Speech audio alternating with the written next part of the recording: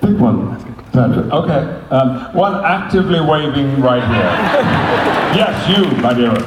Just put two hands up. Stand up. Thank Nice loud voice, because Patrick's a little... Oh, it is so true. My question is for Patrick. There's a very interesting video of you online with A girl? lady. The quadruple take. Interesting video of Patrick. I was just wondering if you could demonstrate for us the double take. The quadruple take. Quadruple take. Oh, An interesting video of you with a double take. That's on the chart. yeah, it's actually become known as the quadruple. Yeah. Oh, yeah. And, Yes. I could demonstrate the double take for you, because this all came about late one gorgeous Sierra afternoon when my wife and I, not my wife then, were sitting on the deck of parents' cabin up in the mountains, and I was talking to her about the play I was rehearsing at that time. Excuse me.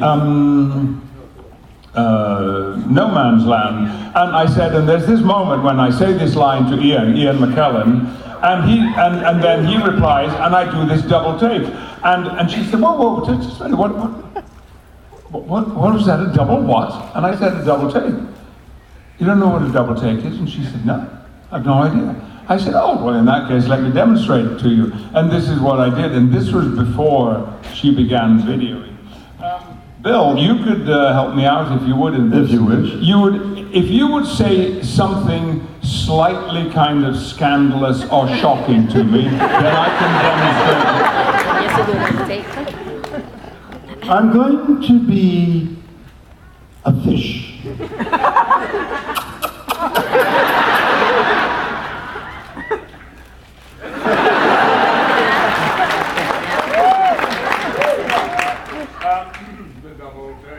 And then I said, of course, there's also the treble take, and then she said, whoa, stop.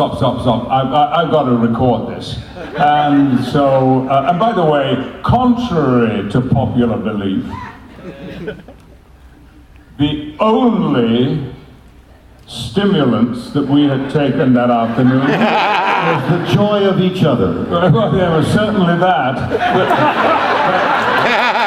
It was also a delicious bottle of Chateau Tempier Rosé from Provence, and that was it. From Vermont? Provence.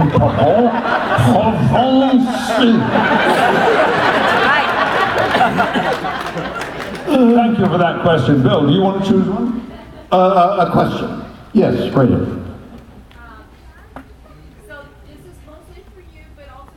This is mostly for me, but also for Patrick. Oh, there you go. You had roots. Nice and loud, right into the mic. You had roots from Stratford, and I was wondering if there's any chance that you and or Patrick might come back to Stratford sometime.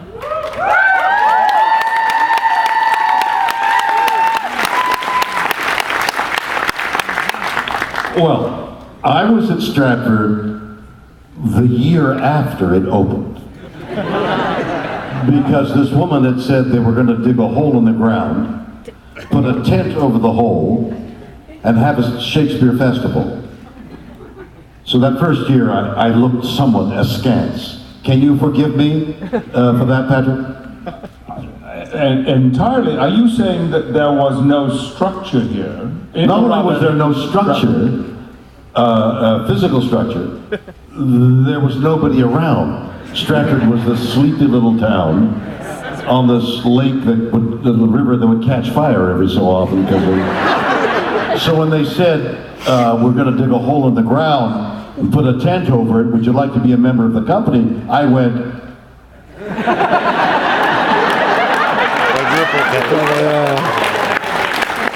and I didn't go. And then it was the biggest success in Canadian theater. So the second year I went there, and that was a long, long time ago.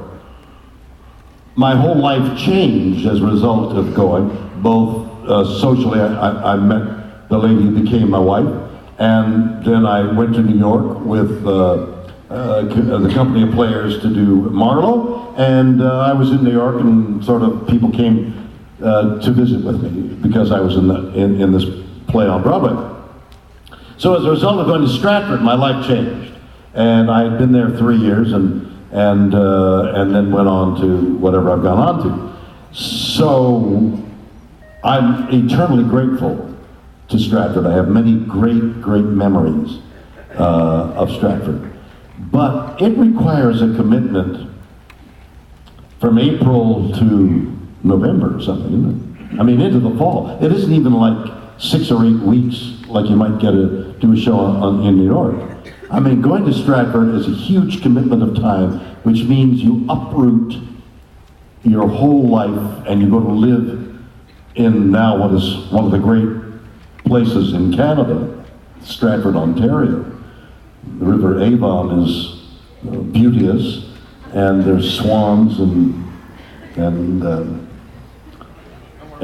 some good food there too. But yeah, No, go on. Go ahead. but I mean, this uprooting of your life is a huge commitment, and I don't think I'm prepared to make that commitment anymore. It is quite something for an actor to do. When you're young and striving, there's no problem. You'll go where the work is. But after a while, tell me what your feeling is. I share your feeling the way things are now, but for me it was a little different. Excuse me. I was I was like wolfing down handfuls of potato chips as I walked over here, and I'm now paying the price for it.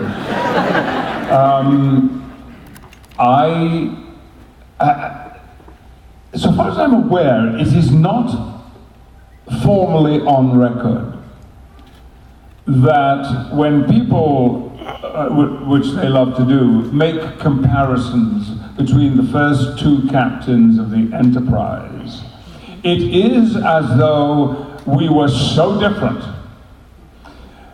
And yet, in fact, the first 2 captains of the Enterprise had their first stage experience as Shakespearean classical actors, and the first 2 captains of the Starship Enterprise were not American.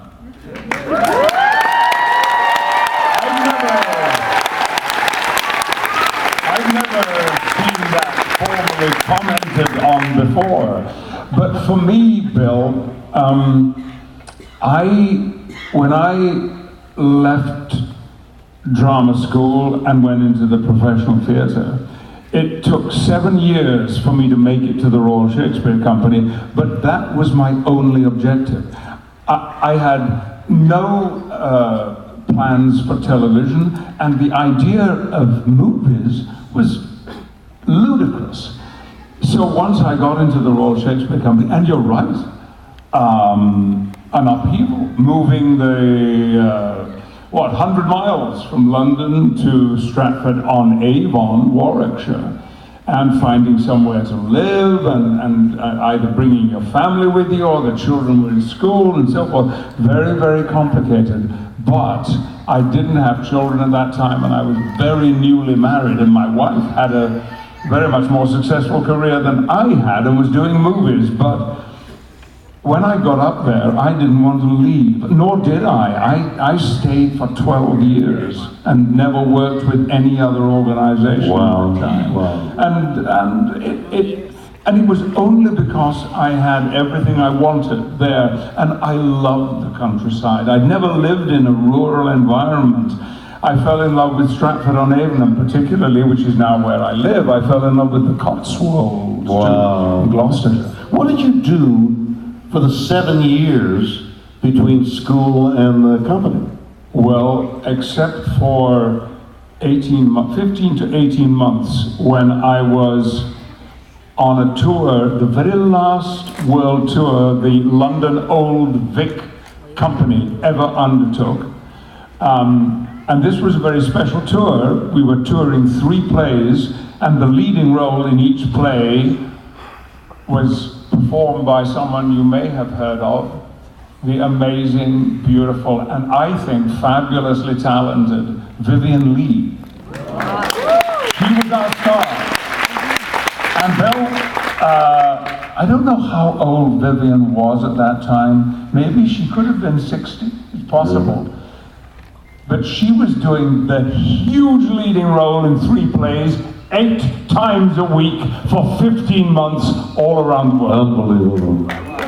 She, you know,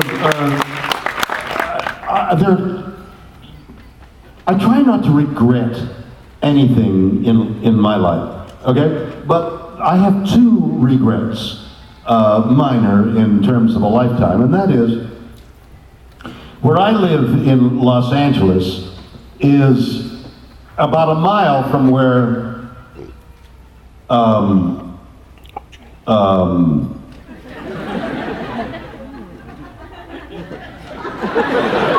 Marlon Brando lived, okay? So Marlon Brando lived further up the hill on along the road.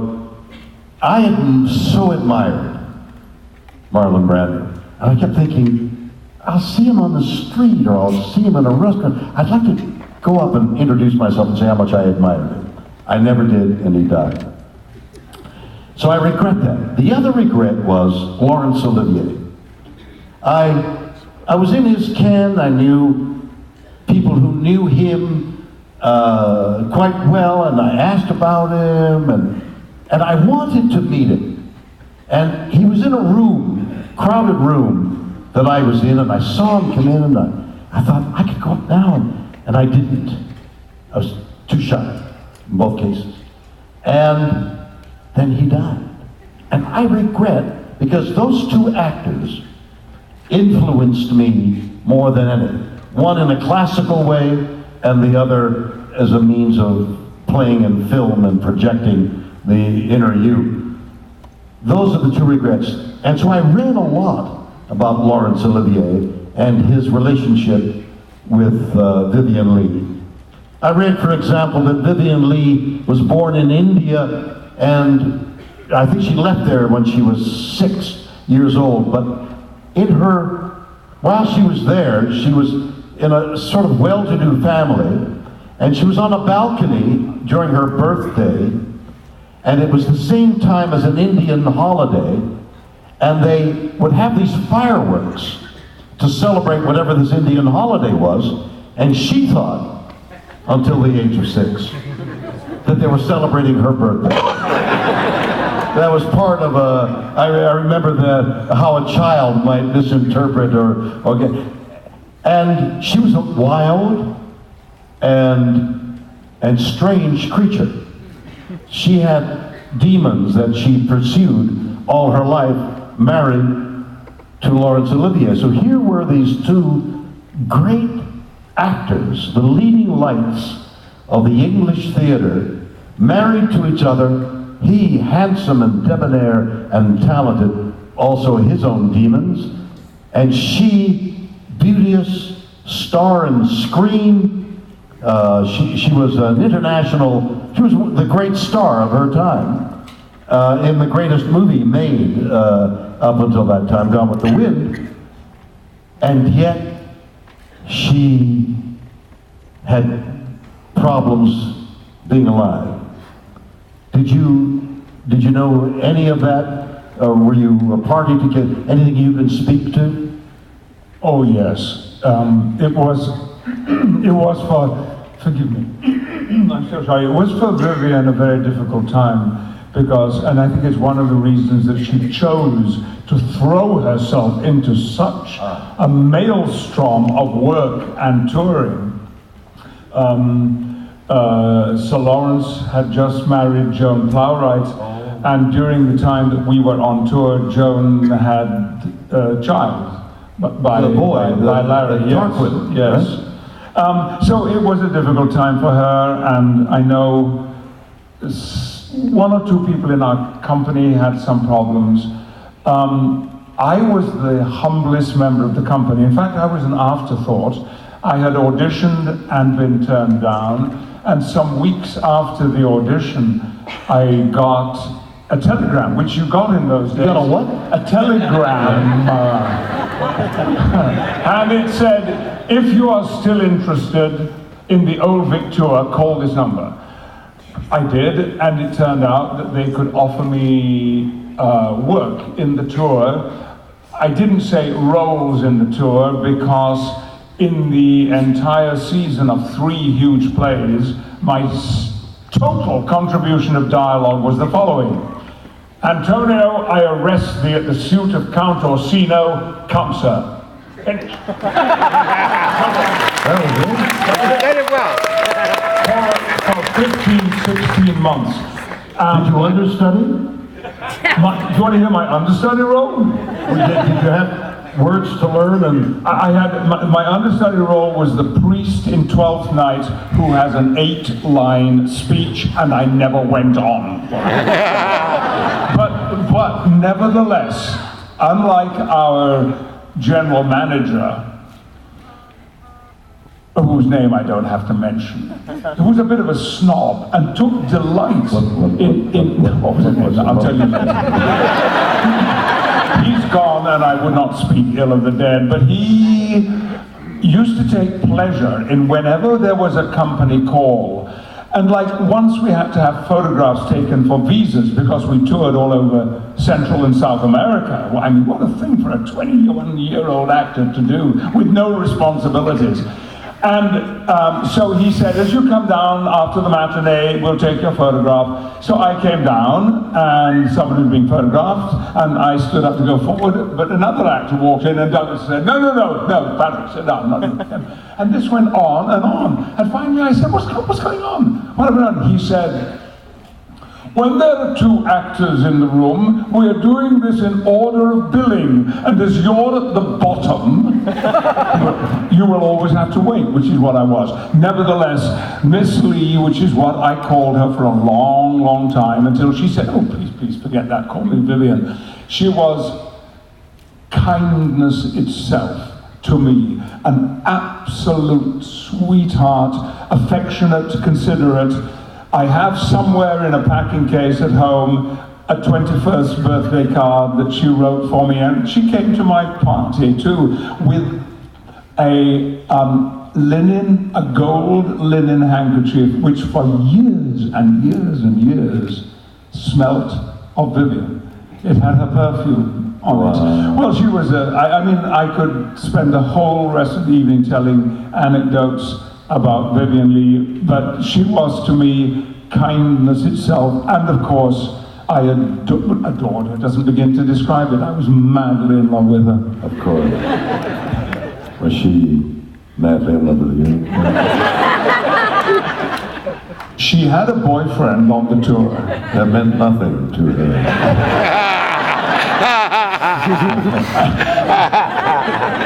You notice the way he laughs? If I had ever thought there was a chance, I would have grabbed at it, but there was none.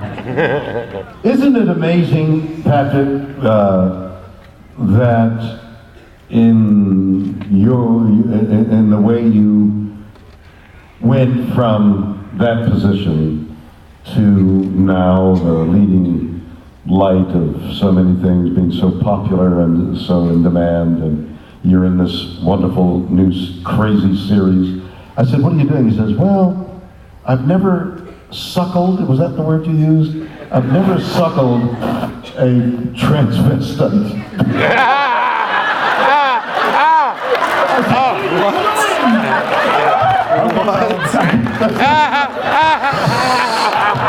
That's enough.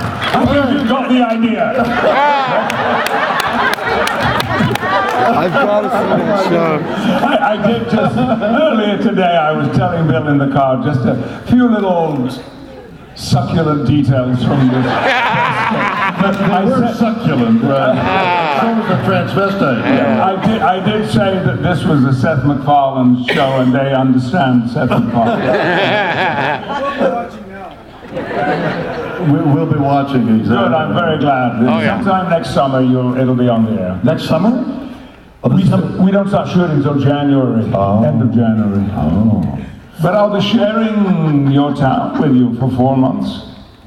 I'll be coming, knocking on your door, asking for cups of sugar and That's right. And a cup of flour and a cup of flour. That's right. Because I plan to do a lot of baking while I'm in Los Angeles. but I guess my point is, what a wonderful journey to have made, because that must have impacted on you as a young man, and so slighted. You sit down, we're doing this in order of billing, and you've got 12 words, and not even 12 lines. So you're sitting there for quite a while. I think maybe the most important thing is that experiences like that,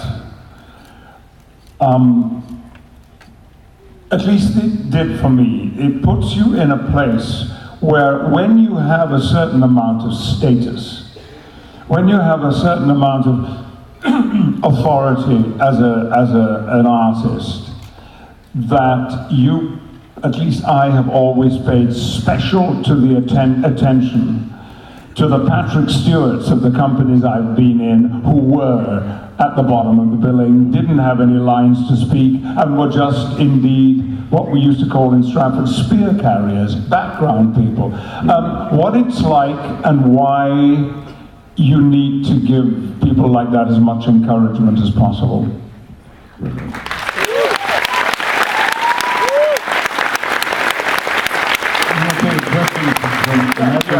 Okay, because I feel you people are being somewhat overlooked down here, and the furthest hand that I can see is somebody wearing red. Yes, you! Oh dear. Hang on a minute, darling. We've got a... Oh yes, I can say darling. We've got a microphone.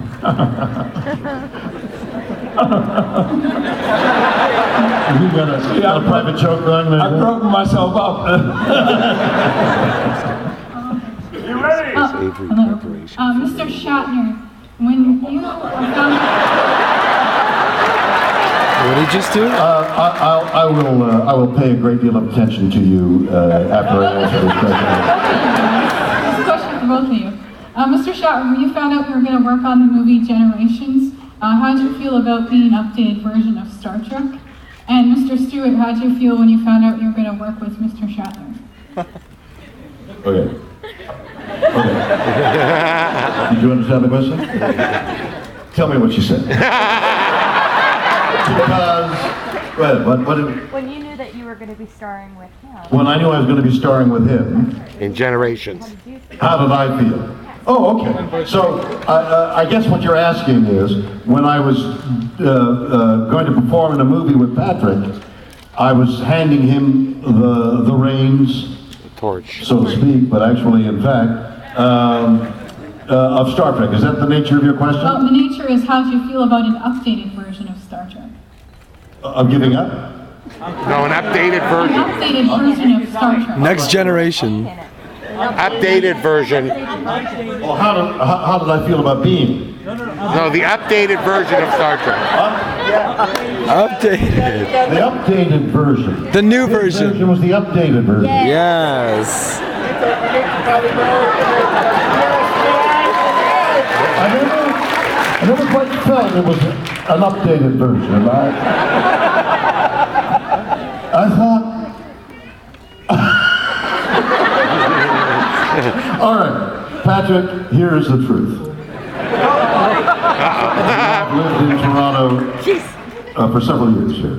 I moved from Montreal, came to Toronto, and made my way as a spear carrier to begin with, in radio, television, theater, on to Stratford, then on to New York was the sequence of events.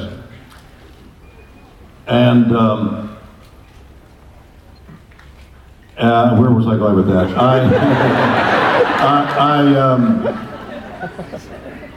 I wonder why I introduced that whole subject of being in Toronto. Because I was a spear carrier here, and I made my way stumbling along to Star Trek. I have no idea why I've said that. Except that when I had played New York, I played on Broadway. I had starred in some major films, and I'd had some notoriety. And I was asked to come and see a pilot film that they had made called Star Trek, starring another actor. And they didn't sell it, but they wanted to make another version, another pilot. So I came back to Los Angeles. I came to Los Angeles, looked at the pilot, thought it was magical. It lacked a little humor, it lacked a little lightness. I thought maybe that would, and I suggested that, and other people suggested other things. All put it all together, made another pilot, and it sold. And I have been interested in science fiction prior to that. I had read a lot of science fiction, and I was intrigued by science fiction for the same reasons a lot of us are here, science fiction being an attempt to tell the future, to explain things. Are there UFOs? What is dark matter? This supposition of landing on the moon, going to Mars, other aliens. The magic of the unknown is what science fiction attempts to explain, and that's what intrigued me and what intrigued me about Star Trek. So, now I remember where I was going. So, I did 3 years of our show in which many of the great names of science fiction wrote stories, not the scripts necessarily, because writing a television script requires a real skill. You have to be aware that there are commercials, you gotta have curtains, 7 curtains, so the action comes to an end, but there's a cliffhanger, so you won't go away when the commercial plays. So there's a real form to writing a television script that it's a honed skill, it's a learned skill, but a lot of those people don't have the imagination of a novelist and a great writer. So a lot of our themes in the original Star Trek were themes suggested by great science fiction writers who then, those ideas were then turned over to the writers who knew how to write the form. So I thought our show, at its best, had some great ideas, great philosophy, and I enjoyed being in the show. When it was over, I thought it was over. And it took 6 or 7 years for Star Trek to come back to have some energy to it. Maybe it was that reason that I thought it was over, and we did the movies, and then we did movie 6, and you and I met and had a wonderful time together and rode horses together, and I said, you know, the bridge is yours, and said goodbye. For me, it was like goodbye. And Patrick, I've only caught several glimpses of the next generation, but I've never seen an entire hour. Okay? That is perfectly reasonable in my book. I'm so glad, because I hesitated to tell you that. I didn't want to hurt your feelings or have you feel differently towards me. That's not possible, Bill. You might hurt my feelings, but it wouldn't change my feelings about you. But do you feel good towards me? Or do you feel so badly towards me, my acting badly like that would not make any difference? Do you love me?